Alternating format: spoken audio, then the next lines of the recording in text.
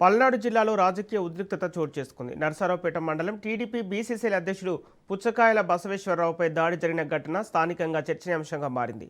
ఈ ఘటనపై టీడీపీ నాయకత్వం తీవ్రంగా స్పందించింది. దాడిలో గాయపడిన బసవేశ్వరరావును ఎమ్మెల్యే డాక్టర్ చెదలవాడ అరవింద్ బాబు ఆసుపత్రికి తీసుకెళ్లి పరామర్శించారు. బాధితుడి ఆరోగ్య పరిస్థితిపై వైద్యులతో మాట్లాడి చికిత్స వివరాలు తెలుసుకున్నారు.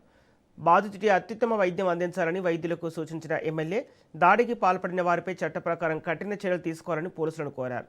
టీడీపీ శ్రేణులపై దాడులను ఎట్టి పరిస్థితుల్లో సహించబోమని హెచ్చరిస్తున్నారు. అలాగే బాధితుడికి ఆయన కుటుంబానికి పార్టీ అన్ని విధాలుగా అండగా ఉంటుందని ఎమ్మెల్యే భరోసా ఇచ్చారు. ఈ ఘటనపై రాజకీయంగా విమర్శలు ప్రతి విమర్శలు కొనసాగుతున్న నేపథ్యంలో పోలీసులు దర్యాప్తు చేపట్టారు.